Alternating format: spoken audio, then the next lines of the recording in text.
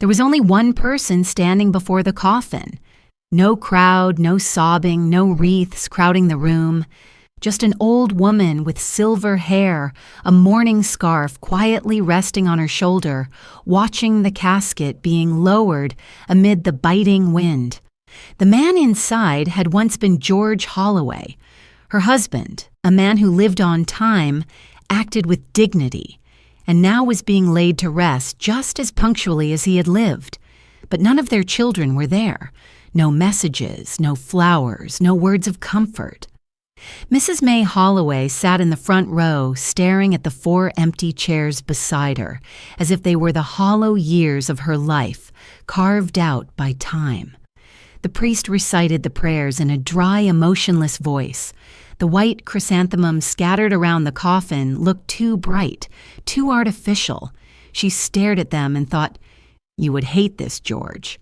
He had always despised pretense, hated showy gestures and false sincerity. And if he were still alive to see this, he would have smirked and asked her where their children were, how they could let their parents die alone like this. May remembered that morning clearly the moment the message arrived, just one short line from her son. "Sorry, Mom, something came up, I can't make it." No explanation, no call. She pictured Peter in his neat suit golf club in hand, laughing with his business partners. Her daughter Celia hadn't even bothered to send a text. 2 days earlier, she had left a light voicemail. "Mom, I can't reschedule my nail appointment. You know how much I hate changing times. I'll visit Dad next week, okay, next week." The words echoed in her head like a cold laugh. The funeral ended in silence. As the coffin slowly descended, the wind picked up, sweeping the mourning scarf off her shoulder. She stood motionless, watching soil cover the polished wood. The old gravedigger nodded respectfully before stepping back. No one escorted her home. Only the wind and the sound of her heels sinking into damp earth. The word "forgotten" repeated itself in her mind like a slow knife, etching into memory. When she returned home, everything was just as it had been when he was alive. The armchair, the neatly placed slippers, the TV remote waiting beside them. Everything seemed to be waiting for someone who would never return. She poured herself a glass of red wine, the kind they used to save for guests, and turned on her phone. The screen lit up with the polished fragments of her children's lives. On Celia's page was a photo from brunch with 3 friends, their mimosas clinking together under the caption, "Living life to the fullest, enjoying every day." Below that, Peter had posted a photo of himself grinning on the golf course. "Beautiful day, successful deal, perfect swing." She stared at the screen until it dimmed. No tears came. She had already cried before, cried through the months her husband lay in the hospital. Cried when he held her hand weakly and whispered, "They won't come, May. Don't wait." He had known. She set the phone down and looked up at their wedding photo on the wall. 2 people standing in a garden of bright red roses, him smiling, her young and full of faith, that love and family were the most enduring things in life. "George," she said softly, "you were wrong. The most enduring thing is disappointment." She stood and walked toward his study where he used to spend evenings balancing the books. The scent of old paper and pine still lingered. She opened the drawer and took out a neatly bound folder secured with a rubber band, the documents he had prepared with the lawyer 2 years earlier. Inside, everything was clearly detailed. The house, the lakeside cabin, the savings accounts, the investments, all divided equally between Peter and Celia. Each line of text struck her like a hammer to the heart. They had received everything from him, and when he was gone, they gave nothing back but indifference. She sat down, her hands trembling, not from age, but from anger long suppressed. The betrayal of children does not come as a single blow, but through years of blindness mistaken for sacrifice. She turned on the desk lamp. The warm light fell over her wrinkled face, her eyes sharp and alive. She picked up the landline and dialed a number. A familiar voice answered. Thomas Fields speaking. "This is May Holloway." She said, her voice low but firm. "I need to see you tomorrow morning. We have to change the will. Urgently." A pause. "Are you sure about this?" More sure than ever. She hung up. Outside, the wind swept through the garden, scattering the last rose petals. He had once told her, "Old roses are still beautiful as long as you don't let anyone step on them." She smiled faintly, not with sadness or anger, but with the coldness of steel. From now on, no one would step on her again. She raised her glass, took a long sip, feeling the bitter taste linger on her tongue, and whispered, "Rest well, George. You left me with loneliness, but also with the power to decide who deserves to remember you." Outside, the clock struck 6. She stepped to the window, looking down the empty street, her breath turning white in the fog. One funeral had ended, but a reckoning had only just begun. The next noon, May arrived at attorney Thomas Fields' office right on time, just as George had always done. The cold autumn sunlight streamed through the glass, glinting off her neatly tied silver hair. The middle-aged man behind the desk looked up momentarily stunned by the calm composure of the woman who had just lost her husband. May he said gently, with a note of hesitation, "I got your message last night. You want to amend the will today." "Not want to need to," she replied, sitting down in the leather chair across from him. "I've thought long enough." Thomas opened his notebook pen, ready between his fingers. "Which part would you like to adjust?"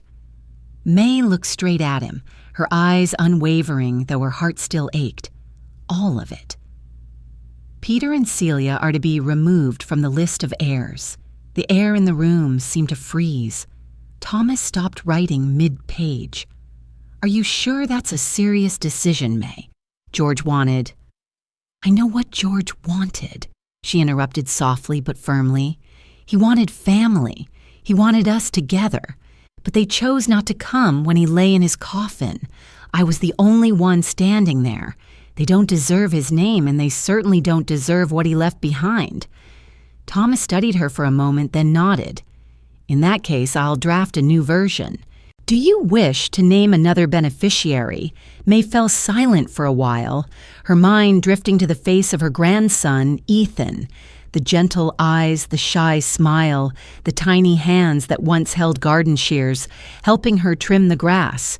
"Yes," she said at last. "My grandson Ethan, Celia's son. He's the only one who ever knocked on my door without needing a reason." Thomas quickly jotted down a few notes. "I can set up a permanent trust for him. What conditions would you like for withdrawals, for education, health, and when he turns 30? But all decisions will be his. I trust him more than anyone else."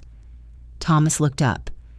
"I must say, May, not everyone would have the courage to do what you're doing." She gave a faint smile. "I don't need courage anymore, Thomas. I just need fairness." They signed the preliminary draft. The blue ink soaked into the paper, her handwriting steady and firm, just as it had been 40 years ago when she worked as a young accountant at the bank. When Thomas stood to see her out, she simply nodded, not offering her hand, and said, "When it's finalized, send me a copy. I'll sign the official version." Stepping out of the office, May looked up at the sky.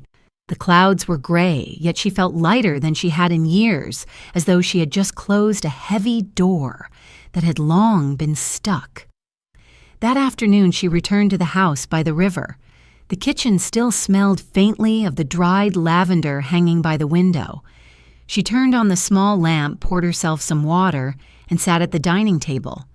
Before her lay the old expense ledger, where she had once recorded every penny spent helping her children, Celia's tuition, Peter's mortgage hospital bills, weddings, even the vacations they had promised to repay, but never did. The total sum tightened her chest. It was nearly all of her life savings. All these years, she whispered, I don't know if I was a mother or just an ATM. When night fell, she put the ledger away and took from the bedroom cabinet the small wooden box George had made. Inside were letters, Christmas cards, and one folded note written in a child's uneven handwriting. Thank you, Grandma, for teaching me how to make pancakes. I'll take care of you when I grow up. Signed, Ethan. She gently traced the words, feeling warmth spread through her chest. Outside, the wind rose, and the rustling leaves sounded like whispers from the past. May stood wrapped herself in George's old sweater and stepped into the garden. The rose bushes he had planted had nearly shed all their petals, leaving only dry branches and a few lingering buds.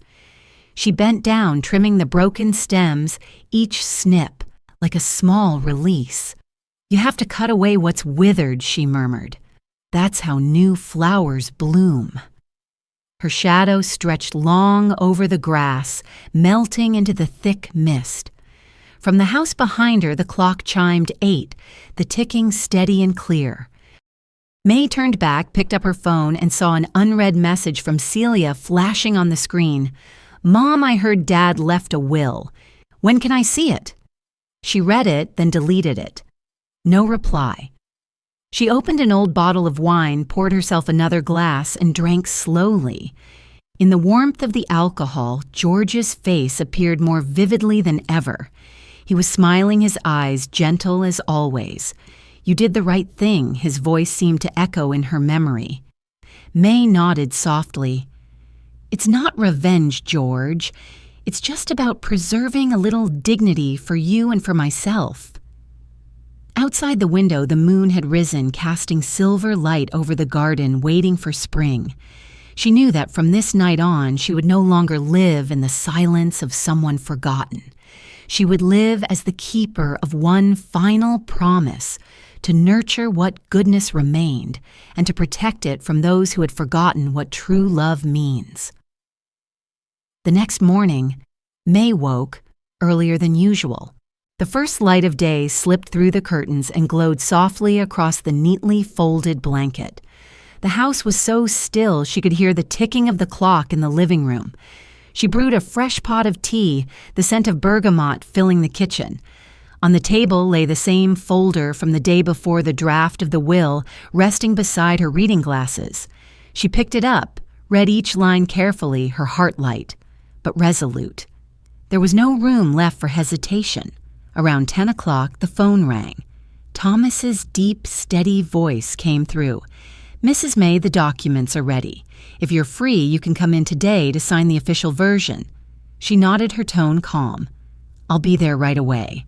The drive to the office took only 15 minutes, but to her it felt like a journey, closing half a lifetime. The trees along the street had shed their leaves, their bare branches reminding her of the first winter after George passed. Back then, she had still believed in family dinners and messages of concern, in promises that said, I'll come home next week. Now every illusion had fallen away like the leaves outside. Thomas was waiting by the door holding the thick folder. She signed her name, the blue ink flowing evenly across the page, her hand steady, her movements certain. When her pen lifted from the final page, Thomas spoke softly. From now on, everything will be protected under the trust in Ethan's name. No one can alter it except by court order. May replied, Good. I want everything to be clear. I've lived my whole life for others. Now it's time to live for what's right. Thomas looked at her with a mix of admiration and sorrow. George would be proud of you. He grew tired of silence, May said quietly. Now I will speak for him. Leaving the office, she took a walk around the neighborhood. The old flower shop was still open, the scent of lavender and dried roses drifting through the air. She bought a bouquet of white chrysanthemums, the flowers George used to say were honest and simple, like real love. She brought them to the cemetery, placed them on his grave, and sat on the nearby bench. You can rest easy now, George, she said softly. The children will never touch what you work so hard to build. I've kept my promise." A gentle breeze swept past, scattering a few petals that circled in the air before settling on the gravestone. She watched them and suddenly remembered her younger days. George used to tell her, "If one day I go first, you must be strong. Don't let anyone look down on you." She would laugh back then, saying she was too small that no one would dare. Now she understood. People don't need hatred to forget you, only indifference. By afternoon, when she returned home, her phone was ringing non-stop. She glanced at the screen. Peter, Celia, then Peter, again 3 missed calls. She guessed Thomas had already sent the legal notifications. "A message appeared, Mom. What's going on? We heard you changed the will. Call me back right now." She didn't call. Instead, she opened the cupboard, took out the old cookie tin, placed a few tea bags inside, and brought it out to the porch. Sitting there, watching the river shimmer under the evening light, she felt an unfamiliar peace settle over her. But peace didn't last. That evening, Celia called on video. The screen lit up with her daughter's face perfectly made up, but her eyes glinting with anger. "Mom, what is this?" Ethan said. "You changed the will, cut Peter and me out completely. Is it true?" May set down her teacup, her voice calm. "Yes. I only kept those who deserve it." Celia let out a sharp laugh. "What are you doing, Mom? We're your real children. Ethan's just a kid." "That child," May said, slowly, is the only one who ever knocked on my door just to ask how I was. The only one who brought me flowers on my birthday last year. And where were you?" Celia went quiet for a few seconds, then snapped, "But that's no reason to cut us off. I have work, a life. I can't always be around you." May looked straight into the camera, her eyes cold rather than angry. "No one asked you to be around me. Just don't pretend to care when there's something to gain." "You're insulting me," Celia said. "No, Celia," May replied softly. "I'm simply returning the truth to you. Whether you want to hear it or not is up to you." The screen went dark. On the other end, Celia was likely shouting, but May didn't care. She leaned back in her chair and closed her eyes. In the darkness, she saw George again, his gentle smile, his voice saying, "Sometimes silence is the loudest way to speak." She nodded faintly. That night it rained. The drops drummed steadily on the roof, rhythmic as a heartbeat. May couldn't sleep. She rose, opened the metal cabinet, and pulled out stacks of old envelopes, hundreds of transfer slips, each marking the money she had sent to her children's tuition, mortgage payments, medical bills, car repairs. The scribbled notes read for Peter, help for Celia, repeating over and over. So much love reduced to numbers, so much sacrifice turned into obligation. Slowly, she gathered them all, placed them into a large envelope, and wrote across the front, "The years I paid for motherhood." Then she locked it away in the old cabinet. She would never need to look at it again. By morning, the rain had stopped. The sky was unusually clear, sunlight glittering on the river like 1,000 tiny mirrors. May opened the door, inhaled deeply, feeling the moisture still hanging in the air. Inside her, the pain seemed to quiet, making room for something new, freedom. She poured herself a cup of tea, took a slow sip, and opened the window. The sparrows were singing in the garden. On the table, the sign will still lay there, a silent proof that she had begun a new chapter. Her voice was soft but steady as she murmured, "They will learn. Not because I sought revenge, but because I'm teaching them the value of loss." Outside leaves drifted gently to the ground, and inside the riverside house, for the first time in years, the woman finally felt truly at peace. That afternoon, the sky over Charleston was covered in a pale gray hue, and a cold wind drifted in from the river, sweeping through the quiet neighborhood. May was brewing her second pot of tea when the doorbell rang. She walked over, opened the door, and just as she had expected, Peter stood there in a perfectly pressed suit, a briefcase in hand, his face stiff and tense. Beside him was Meredith, his wife dressed in an expensive coat and wearing a forced smile. "Hello, Mom," Peter said, trying to keep his voice calm. "Can we come in and talk for a moment?" May quietly stepped aside. "Come in. But if you're here to negotiate something I've already decided, don't bother." The living room smelled of lavender and pine wood, warm but not welcoming. Meredith looked around as if assessing the value of each item in the room. Peter sat down, his hands clasped tightly. "Mom," he began, "we heard you change the will. How could you do that without even telling us first? You just said it." May replied evenly. "I didn't need to tell you first." Meredith interjected, her tone falsely sweet. "We just want to understand why. You know how much Peter loves his parents. It's just that the funeral fell on a very important workday. I'm sure you understand." May looked at her, her faint smile never reaching her eyes. More important than saying goodbye to his own father, Peter sighed. "Mom, you're being unreasonable. Everyone has their own life. We can't always be there for you." "I never asked anyone to always be there," she said quietly. "All I ever wanted was a little decency, but I suppose that's too much to ask of you." The room fell silent for a few seconds. Only the ticking clock and the faint hiss of tea filled the air. Meredith changed her approach, her voice softer. "Mom, Ethan is still young. He doesn't know how to manage money. I just worry that someone might take advantage of him." May gave a light laugh. "If anyone ever took advantage of someone, it was you two. Ethan is grateful and thoughtful. Those are things you never learned." Peter shot up from his chair, his face flushed. "Mom, you're tearing this family apart, family." May repeated, her tone cold as steel. "You call people who only remember their mother when they need money a family I've shared my whole life with you, not to be forgotten like this." He opened his mouth to argue, but Meredith placed a hand on his shoulder and shook her head slightly.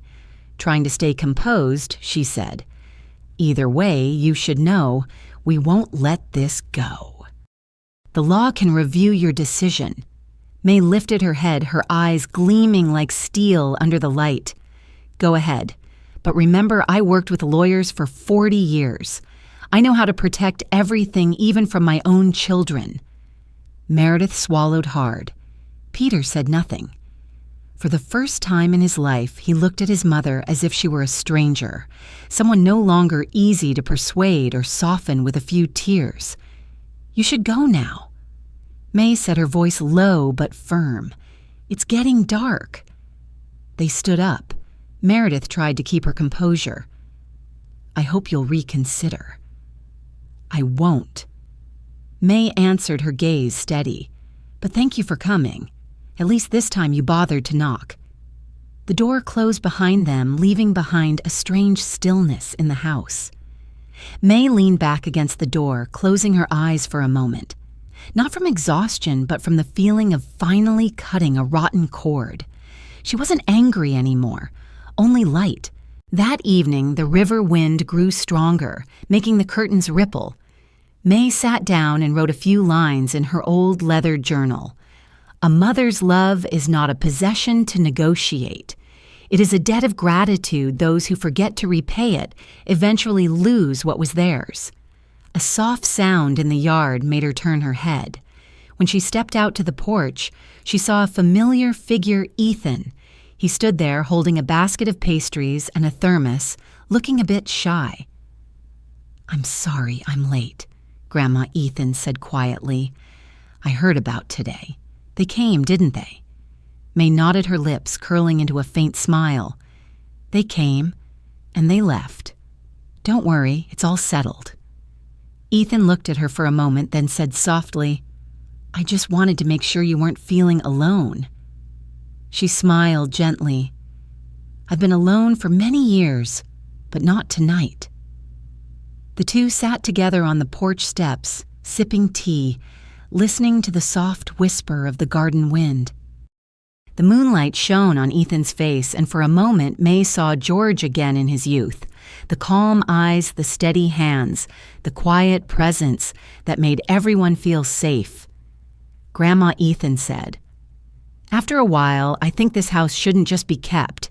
It could become something more. A place for people who are lonely people who don't have family anymore." May looked at him a bit surprised. "You want to do that?" "Yes. I think Grandpa would have liked it." She nodded slowly. "Maybe you're right. He always believed every wound can heal if someone is willing to listen." They sat there for a long time until the night wind slipped through the rose bushes. When Ethan finally left, she walked him to the gate. The porch light cast a warm glow across the leaf-covered path. She watched him disappear down the street, her heart filled with a quiet peace she hadn't felt in years. That night, May opened her bedroom window, letting the breeze carry in the scent of flowers. She stood before the mirror studying her reflection, tired but unbroken. People can age, they can lose, but life only truly ends when they stop choosing. And she had chosen. Before turning off the light, she spoke softly as if to the man who was no longer there. "George, they think your death was the end. But tonight, you're still protecting me. Through memory, through the clarity I finally learned from you." Outside, the moon hung over the river, its silver light reflecting through the window, illuminating the will that lay neatly on the table. The blue ink was still drying, but for May, it was already the seal of her freedom. That Sunday morning, the atmosphere in May's house felt different. Sunlight poured through the window, spilling across the old photographs lining the walls. A family that had once been happy, now reduced to a single woman sitting silently beside a teapot. She didn't know how long she had been sitting there until the sound of a car stopped at the gate. The familiar engine crisped and hurried. She didn't have to look to know who it was. Celia. The click of high heels echoed along the stone path, followed by the creak of the front door opening without a knock. Her daughter stepped inside, the strong scent of perfume pushing back the old fragrance of the house. A cream-colored coat designer handbag phone in hand, she looked flawless except for the cold eyes and dry voice. "Mom, we need to talk." May didn't rise. She poured more tea, her movements unhurried. "Go ahead." Celia set her bag on the table, leaning forward slightly. "I spoke with Peter yesterday. He said you signed the papers officially transferring everything to Ethan. Are you really doing this?" Not planning to, May replied, "I already did." Celia let out a sharp, brittle laugh. "Oh my God, have you lost your mind? Ethan is only 19. He knows nothing about money management. You're handing the family's assets to a child." "No." May said evenly, "I'm giving them to the only person left in this family who still understands love." Celia's jaw tightened, her voice trembling with anger. "You're punishing me and Peter. Have you forgotten that I was the one who took care of you after your knee surgery last year?" May looked up, her eyes calm. "Took care of me. You stopped by for 10 minutes, dropped off flowers, and went to a party. When I woke up, who was holding my hand? Ethan." Celia fell silent. May continued, her tone steady but sharp. "When your father died, you sent a 4-word message. I'm busy, sorry. And Ethan, he came the very next morning, mowed the lawn, cleaned the yard, made soup for me. So tell me in this house who truly remembers what respect means." Celia took a deep breath, her lips pressed tight. "You've always favored him. You never understand the pressure I'm under. I have a career, clients' responsibilities. Do you think my life revolves around a funeral?" May placed the teacup down the porcelain, clinking coldly against the tray. "No, I don't. I just find it curious that someone with time for manicures parties and social media posts couldn't spare 2 hours to say goodbye to her father." Celia took a step back, her voice rising. "You have no right to judge me." "Not judging," May replied calmly, "just concluding." The room thickened with tension. The ticking clock seemed to count the distance between two women bound by blood, but living in different worlds. Celia bent down, grabbed her bag, her eyes blazing. "If you think this is over, you're wrong. Peter's lawyer is reviewing everything. We won't let this stand." May smiled faintly. "Go ahead. But remember, the law doesn't side with those who abandon their dying father. I have evidence, witnesses, and time. You only have greed." Celia started to respond, but stopped. Tears welled in her eyes, whether from rage or regret, May couldn't tell. "You'll regret this," she said hoarsely, turning away. The door slammed, echoing through the house before fading into silence. May sat still, her hands clasped together. Part of her wanted to cry, but another part felt strangely light. For the first time, she no longer saw Celia as the sweet girl from memory, but as the selfish woman time had shaped her into. That evening, she stepped into the garden. Moonlight shimmered on the water, and the bare rose bushes trembled in the wind. She sat on the wooden chair, holding a cup of cold tea, her heart weary but calm. About an hour later, the sound of a car drifted in from the distance. A silver vehicle stopped by the gate. Ethan stepped out carrying a toolbox, his kind smile bright under the porch light. "Grandma, I brought a few tools to fix the porch lamp. I noticed it flickering yesterday." May smiled. "You came just in time. We just had a little storm here." Ethan didn't catch the full meaning, but nodded and got to work. He climbed onto the chair, replaced the bulb, and wiped the dust from the roof edge. The warm light turned on, flooding the garden with a golden glow. "Looks better now," he said. May looked at the light, nodded. "Yes, brighter than it's been in years." Ethan set the tools down and sat beside her. "Are you all right, Grandma? Better than ever," she said softly. "You know, some losses make you feel lighter." He looked at her curiously. "You're not angry at them?" May shook her head. "What for? Anger doesn't change hearts. Forgiveness isn't for them, it's for me." They sat quietly listening to the river against the shore, the faint scent of lavender drifting in the air. When Ethan left, she walked him to the gate and said, "Study hard, Ethan. Everything I've done today is to make sure you have the right to live decently, not to repeat the mistakes of those before you." He nodded, hugging her tightly before getting into the car. As the taillights disappeared down the street, May turned back toward the house, her heart glowing with quiet warmth. On the table, her phone lit up again. A message from an unknown number read, "Mrs. Holloway, this is a confirmation from the bank. The trust fund documents are finalized. Ethan is now the official beneficiary." May read it, smiled, and set the phone down. Outside, the wind picked up, carrying the scent of damp earth and rustling leaves. She looked around the room, the photo of George, the white curtains, the vase by the window. Everything was just as it had been, yet somehow brighter. She whispered softly as if speaking to him, "We've kept what truly matters, George. Not the money, but our dignity." Night slowly fell. The small riverside house sank once more into silence, but this time it wasn't loneliness. It was the beginning of freedom, the kind of freedom a woman could only find after paying for it with half her life. The next morning, a thin layer of mist covered the sky and pale sunlight slipped through the window like a sheer veil. May woke early without an alarm, as she always did. She brewed tea and opened the window, letting the river breeze rush in, carrying the scent of damp earth and wildflowers. Today felt different. Something was coming. She knew it the way only a mother who had lost too much could know. At exactly 9 o'clock, there were 3 firm knocks on the door. She already knew who it was before she looked Peter, but this time he wasn't alone. Behind him stood Meredith, her expression cold, her handbag large enough to seem like it could carry an entire plan. They entered without a greeting, without a smile. "We need to talk," Peter said, trying to keep his voice steady. Celia said you still haven't changed your mind. May poured tea, not offering any. That's a redundant question. I've never been known to lie.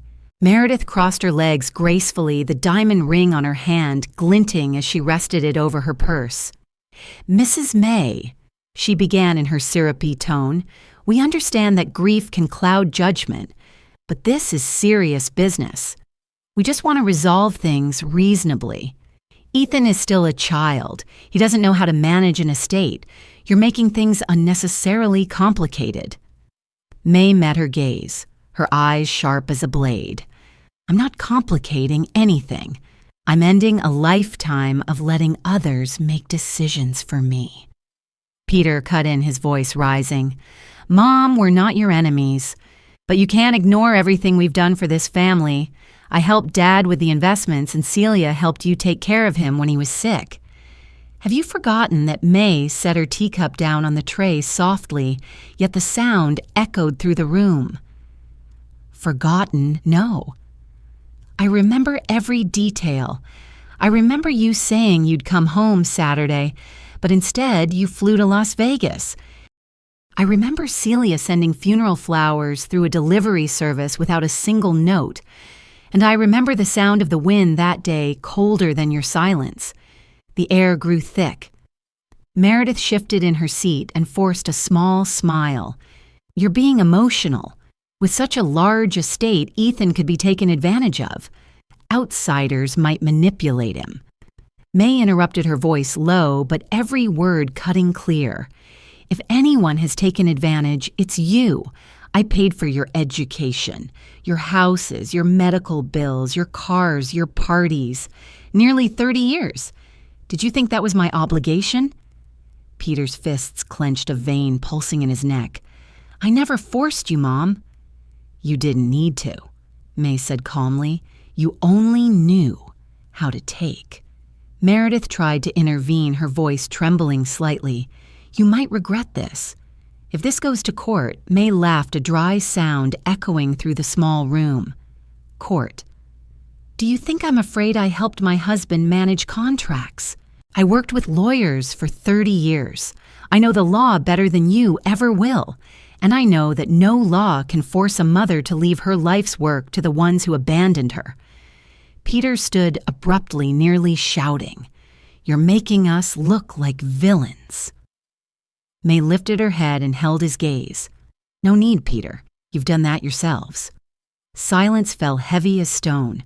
Meredith looked around as if searching for something to hold on to. Finally, she asked softly, Do you really feel no regret? We're still your family. Family. May repeated, her tone weary, but her eyes softening slightly. Family is when people come back, not when they only show up to demand. Family isn't blood, it's action.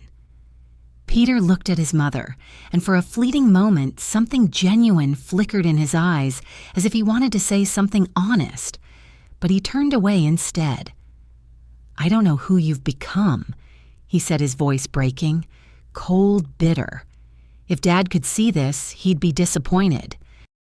May closed her eyes briefly, taking a deep breath. Your father would be disappointed, she said softly, because you've forgotten the meaning of love he once taught you. Meredith tugged at his arm. Let's go, Peter. There's no point continuing. They walked out, their footsteps hard and hollow against the wooden floor. When the door shut behind them, May stayed still, listening to the sound of the car engine fade away. She didn't cry. She didn't feel anger. Her heart felt blank, like a sheet of paper finally cleared of old ink. As the afternoon settled, she stepped onto the porch, where the last sunlight bathed the bare rose bushes. Ethan was crouched by the wooden bench, his shirt speckled with white paint. Hearing the door, he turned and smiled brightly. Grandma, look, I fixed it. It's sturdier now. May walked over and sat down carefully. The bench creaked but held strong. You did well. Ethan wiped his forehead and said, You know, Grandma, I was thinking we should plant more flowers. So, When spring comes, the garden will bloom like it did when Grandpa was alive. She looked at him, her heart swelling with warmth. That's a lovely idea. Your grandfather loved white roses most. We'll plant those. He nodded, then hesitated. Are you sad that they don't understand you? May paused for a moment. No, my dear. Some people, the more you explain, the less they listen. Time will teach them, not words. Ethan smiled softly. He understood. May looked out at the shimmering river. In the gentle breeze, she could almost hear George's laughter again, the sound of children playing in the yard, echoes of a life that once was. And she realized that peace isn't when no one can hurt you anymore. It's when you no longer let them. Dusk fell. Ethan packed up his tools and waved goodbye. I'll bring the seeds tomorrow. Grandma May nodded, watching until his small car disappeared behind the trees. She went back inside, sat at her desk, and wrote in her notebook.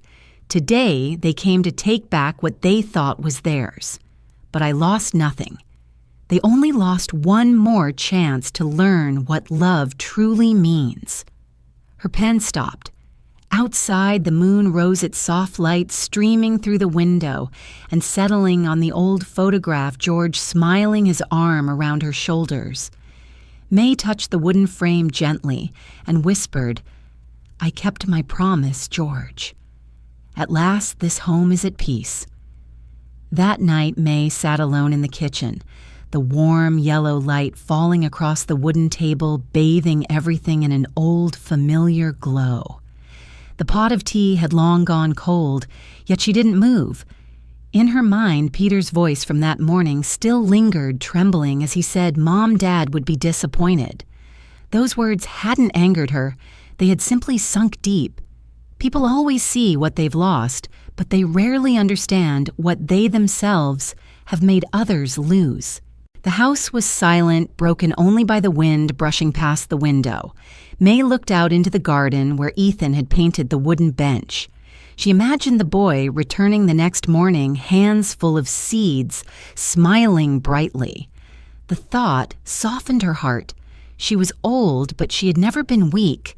Her whole life had been one long lesson in standing up after being left behind. Suddenly, 3 quick, firm knocks echoed at the door. May looked up, frowning slightly. Who would come at this hour? When she opened the door, she froze. Meredith stood there, no makeup, a thin coat, holding a box of pastries. I'm sorry for coming so late, Mrs. May. Meredith said softly, her tone gentler than ever before. I just wanted to talk. May studied her for a moment, then stepped aside quietly. Come in. Meredith walked in, glancing around as though disoriented. Your house is so peaceful, she murmured. I can't remember the last time I was somewhere this quiet. Peace isn't always easy to find, May replied, sitting down. Would you like some tea? Meredith nodded, placing the box on the table. I brought some apple pie. I can't promise it's good, but I made it myself. May poured the tea, the steam swirling faintly between them. Go ahead, Meredith. I doubt you came just to share pie. The younger woman gave a faint, nervous laugh, twisting her hands together. You're right. I came to say thank you. May raised an eyebrow. Thank you, yes. Meredith said, taking a shaky breath. Thank you for not leaving everything to Peter. He needed the shock. He's depended on your money, on other people's kindness for far too long. And me, I was part of it. I stayed silent. I let him believe life would always provide. But when you told him it was over, I realized I'm tired too. May said nothing.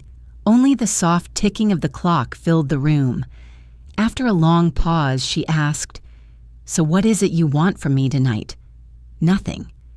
Meredith replied quietly, I just wanted to tell you I understand why you did it, and I wanted to apologize. Not for Peter, for myself. May looked at her, seeing not the polished, confident woman she had known, but someone worn out, stripped of pretense. She nodded gently. An apology doesn't change the past, but sometimes it saves what's still human in us. Meredith gave a faint, sad smile. I just hope Ethan never becomes like us. May placed her hand on the table, her voice softening. He won't. He's been raised on gratitude, not entitlement. The two women sat in silence. The tea grew cold. Outside, the wind picked up, carrying the scent of dried flowers and earth. Meredith finally stood, adjusting her coat. I'll go. Just promise me one thing, don't let them steal your peace again. May rose and walked her to the door. They can't. I've lost enough to know what isn't worth keeping. Meredith paused at the step, turning back. Peter won't understand, not now, but someday, maybe he will. Thank you for making me see myself. May nodded softly. Go on, it's going to rain. As Meredith walked through the gate, the wind swept up fallen leaves around her feet. May stood there for a moment, watching the car disappear into the darkness. She didn't know if Meredith had truly changed, but in that moment she felt something close within her at last. Inside, the clock struck 10. She cleared the cups, placed the pie box in the kitchen, and exhaled slowly. Outside on the porch, the first raindrops began to fall, steady and calm. She lifted her eyes to the sky and whispered, George, I think you'd smile tonight. Someone finally chose to see. The house settled back into silence. Only the sound of rain remained and the soft golden light flickering across the window, warm and gentle, like the breath of a life that had finally learned how to be at peace. The morning after the rain, the sky was clear as glass. Soft sunlight spread across the garden and dew still clung to the rose leaves, glittering like crystal. May stepped onto the porch with a cup of hot tea in her hand, the steam blending with the faint scent of dried lavender carried by the breeze. She smiled gently. It had been a long time since a morning felt this peaceful. Ethan arrived early carrying a small bag of seeds and a pair of gardening gloves. Good morning, Grandma, he called out brightly. I brought white rose seeds and some lavender, too, since you said Grandpa liked them. May nodded, her eyes warm. Good, leave them there. We'll plant them after breakfast. They shared toast and tea, then went out to the garden. The ground was still damp, rich with the scent of rain-soaked soil. Ethan dug small holes while May carefully placed the seeds, covering them with soil. Her hands trembled slightly but remained steady. Sunlight poured over her silver hair and caught the sparkle in the young man's eyes. When they finished, Ethan sat down on the wooden bench, wiping sweat from his forehead. Grandma, I was thinking of fixing the porch railing, he said. The wood's rotting and it's not safe. I've been learning carpentry with a friend. I can do it. May smiled. You're just like your grandfather. He could never leave anything broken. George used to say, if something's worth keeping, it's worth taking care of yourself. Ethan hesitated. Grandma, there's something I need to tell you. What is it? She asked. I got a letter from the lawyer's office. They confirmed that I'm officially the beneficiary of the trust fund. My hands were shaking when I read it. I don't know what to say except thank you. May placed her hand on his shoulder, her voice calm and tender. You don't need to thank me. I didn't give you money, Ethan. I gave you trust. The kind your grandfather and I lost in our own children, we found again in you. Ethan lowered his head, his eyes shining. I promise I won't let you down. I know, she said softly. Just live with kindness. That's enough. A gentle silence fell over them, the sound of birds, singing wind rustling through the trees, the old door creaking in the sun. May felt as though all her bitterness had melted into the earth, leaving behind only peace. Then the sound of a car echoed from afar. Her smile faded. Ethan looked in the same direction and whispered, Who is it? It's probably Celia May, said slowly. She was bound to come, especially after Meredith visited last night. A black SUV stopped at the gate. The door opened and Celia stepped out. She wore a dark coat, her face pale and tired, stripped of its usual gloss. Her eyes held both defiance and unease. Ethan stood up, stepping back toward the garden. Mom Celia said quietly, her voice thick with emotion, "Can we talk?" May didn't answer right away. She wiped her hands on a cloth and sat down. "If you're here to demand, don't bother. But if you're here to listen, sit down."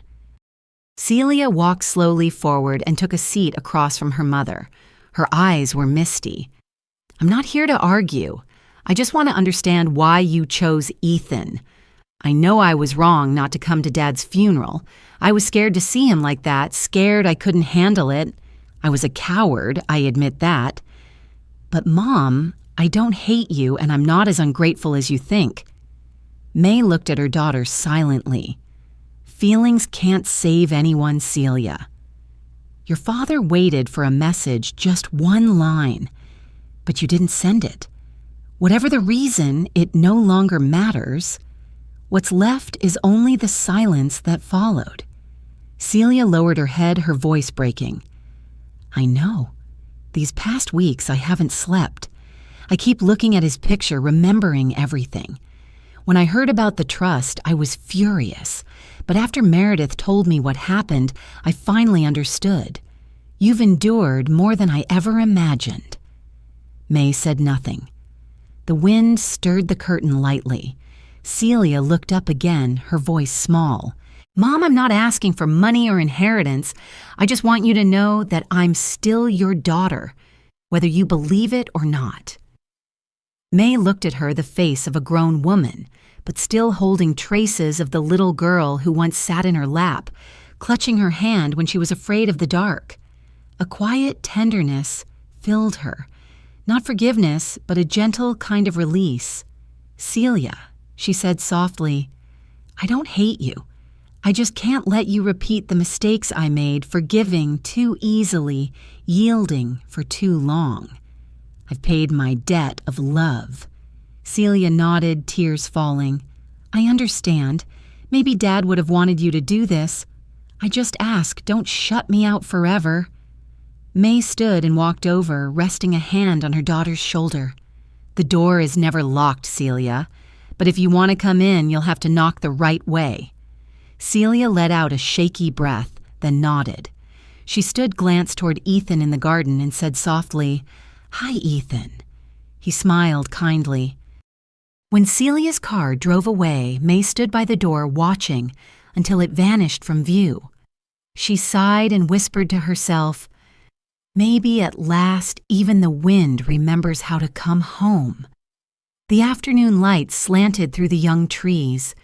Ethan watered the soil while May sat still, listening to the soft rustle of falling leaves.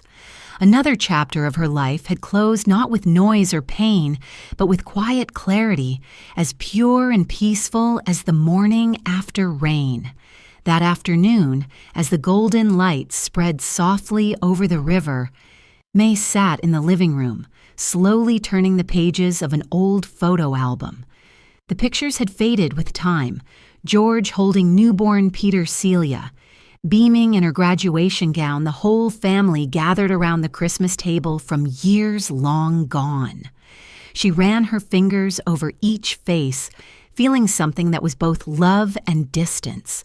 Family bonds, she thought, also have an expiration date when people forget how to care for them. A gentle, hesitant knock sounded at the door, not firm like the days before, but uncertain. May looked up. It was Peter.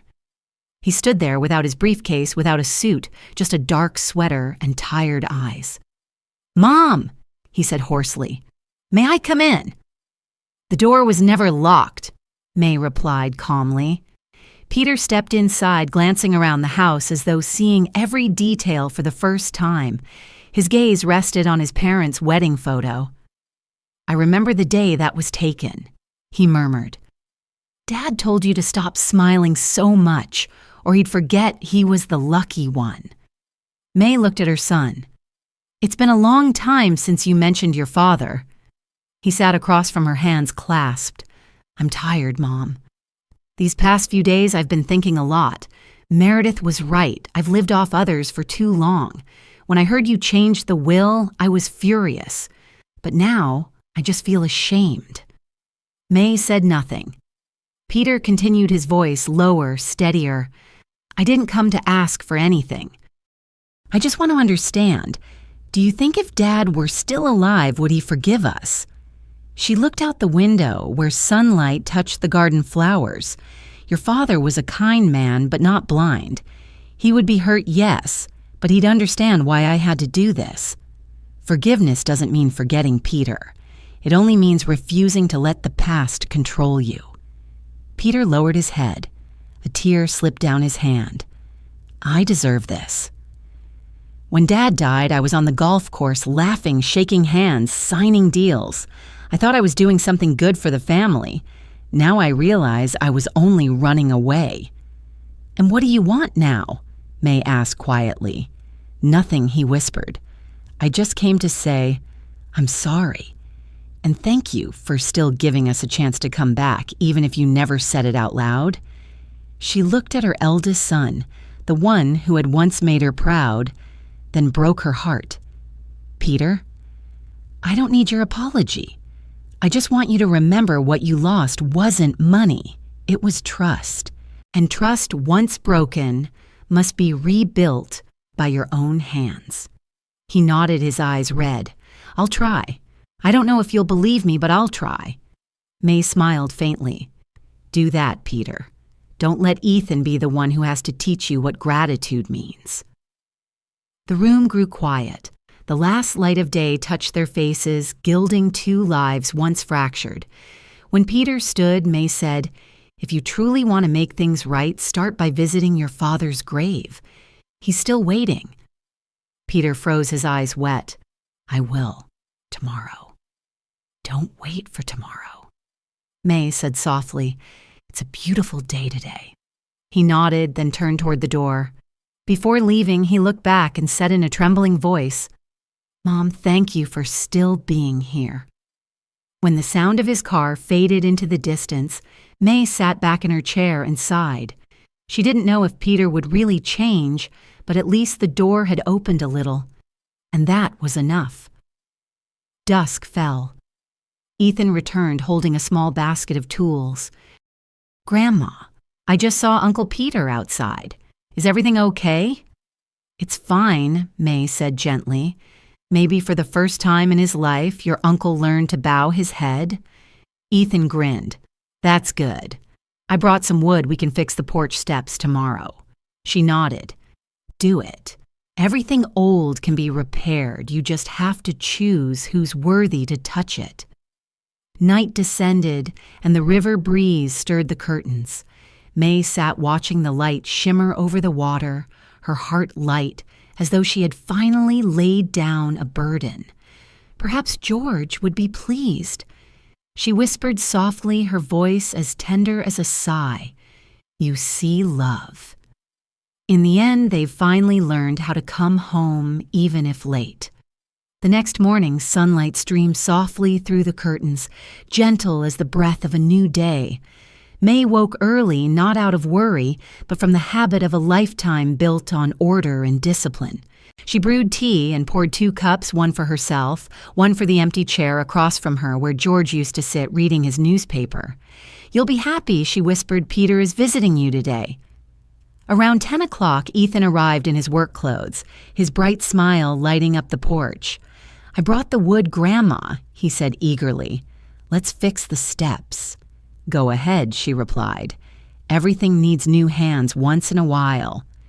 Together they set to work, the gentle sound of hammering mixed with the scent of freshly cut wood drifting in the breeze. May watched them, feeling as though time itself was being repaired piece by piece. Every strike of Ethan's hammer seemed to erase the decay, not just from the steps, but from within her heart. By noon, they paused to rest. Ethan went to his car and returned with a small bag. I brought you something, he said, opening it to reveal a framed photograph. Inside was a picture of George and May sitting together on the porch, golden sunlight wrapping around them. I found it in the box of old photos you sent to my mom's house. I thought it belonged here.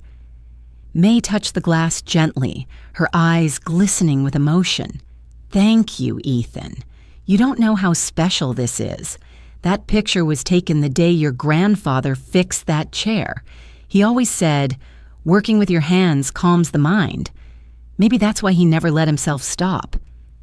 Ethan smiled. Then I guess it's my turn to learn that now. As afternoon faded, the river breeze grew cool and sweet. May sat on the newly built steps gazing out at the sunlit garden. Peter had gone to visit the cemetery and sent her a short message I visited Dad. Thank you, Mom. She smiled when she read it. No long speeches were needed. Sometimes a quiet action was the truest form of apology. Ethan brought out 2 glasses of honey lemonade and set them beside her. Grandma, he said thoughtfully, I've been thinking maybe we could open this garden to people who feel lonely, let them come and take care of the plants. She looked at him, her eyes soft yet bright. That's a wonderful idea, Ethan.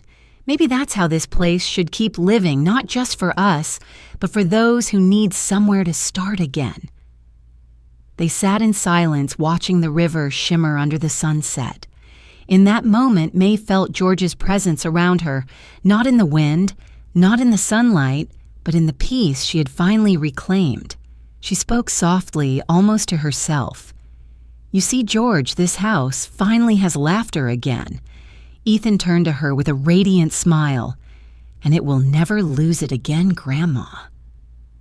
The wind brushed gently through the newly planted rose bushes, the leaves trembling softly. In the fading light of dusk, the little riverside house glowed, not from the sun, but from the hearts within it. Hearts that after so many storms had at last found their season of peace. Late in the afternoon, the little riverside house was bathed in soft golden light, the wind whispering through the curtains like the breath of memory. May sat by the window writing the final lines in her old notebook. The ink had bled slightly on the paper, but her handwriting remained steady. Day, month, year, I have kept my promise to him. This house still stands, and so do I. The sound of a car stopping outside broke the quiet. Ethan stepped in, carrying the scent of the wind and a trace of dust from the road. Grandma, he said, I finished fixing the fence. The yard looks completely different now. May looked up and smiled. You did well. Your grandfather would be proud if he could see it. Ethan grinned and placed a small envelope on the table. Here, take a look. It's from the bank. They said the trust fund is officially active. Your name and mine are both on it now. She opened it and read each line carefully. The printed letters were clear, lawful, and final. Everything was sealed, unchangeable. She folded the envelope neatly, her eyes shining in the glow of the sunset. Good. Then everything is settled. Ethan hesitated for a moment, then asked softly, Grandma, do you ever regret it? What you did with my mom and Uncle Peter, May was silent for a while before answering gently. What good would regret do, my dear? I didn't feel joy in cutting ties, but keeping what is rotted hurts even more. Forgiveness doesn't mean letting someone hurt you again. It means knowing when to stop. Ethan lowered his head, thoughtful. I see. Maybe that's what makes you strong. May smiled faintly. No, I'm just old and tired. When people get tired, they don't want to argue anymore. They just want peace. The wind from the river drifted in, carrying the scent of newly bloomed roses. She stood and looked out at the garden glowing with light. Ethan walked beside her, silent yet close. The porch light shone on his face, revealing both his youthful smile and the quiet depth of his gratitude. Grandma, Ethan said, I think this spring we should open the garden to others. Everyone deserves a place to begin again. May nodded, her voice soft as a prayer. Yes, my dear, a place to come home to. Outside, the sunset slowly faded, leaving behind the gentle, warm glow of a lifetime tender, peaceful and just bright enough to light the path for a new season. That night, May didn't fall asleep right away. She sat by the window, gazing out at the garden Ethan had tended earlier that day. The porch light shimmered on the river's surface, scattering reflections like tiny stars. Everything was peaceful, almost too peaceful, yet inside her rose a feeling she couldn't name, not quite joy, not quite sorrow. It felt like the long exhale at the end of a journey, weary but light. She opened a small drawer, took out a fresh sheet of paper, and began to write slowly. Dear George, today you would be happy. The children have finally learned to turn back. Perhaps not completely, but at least they've begun to listen in silence. She folded the letter and placed it inside the old wooden box, along with his keepsakes, his watch, his glasses, and the handwritten note he once gave her. Don't ever let anyone make you forget who you are. A cool gust blew in through the window. She closed it, pulled on a sweater, and stepped out to the porch. Ethan was still in the yard tidying his tools. You're still up? He asked. Yes, she said softly. Old people don't sleep much, you know that. He chuckled, his voice light as the wind. I'm planning to come early tomorrow to finish painting the fence. Then I might have to go back to the city for a few days. But I'll come back, Grandma, I promise. May looked at him, her eyes full of tenderness and pride. I know you will, Ethan. Because this place is your home now, too. He was quiet for a long moment, studying her face. Grandma, do you ever get scared being alone? Of course, she said after a pause. But fear only lasts until you learn how to listen to the silence. Once you stop waiting for someone's footsteps, that's when peace truly begins. Ethan nodded, saying nothing more. They sat side by side on the steps, watching the silver river.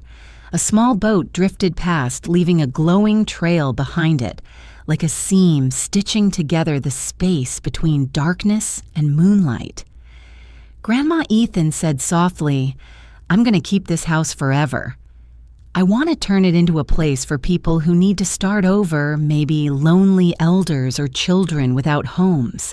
I want to call it the Holloway House. May looked at him, her heart trembling gently. That name sounds like a prayer, she whispered. I just want to keep things going, he said, the way you did for Grandpa. She said nothing, only placed her hand over his. Warmth spread through her chest. George once told her, true love doesn't die. It only changes shape. And in that moment, she knew he was right. When Ethan left, she walked him to the gate. The moon hung high, its pale light washing over the path. She watched until his car disappeared among the trees, then went back inside and locked the door carefully. In the quiet house, she lit a small candle and set it before George's photo. The flame flickered across his smiling face, and she found herself smiling too. You see, my love, she murmured. Everything is in its place now. They have their own roads to walk, and I have my peace. Outside, the river wind stirred the flowers gently. She turned off the lights, went to her room, pulled the blanket over herself, and closed her eyes. For the first time in many years, she slept deeply. No dreams, no sudden awakenings.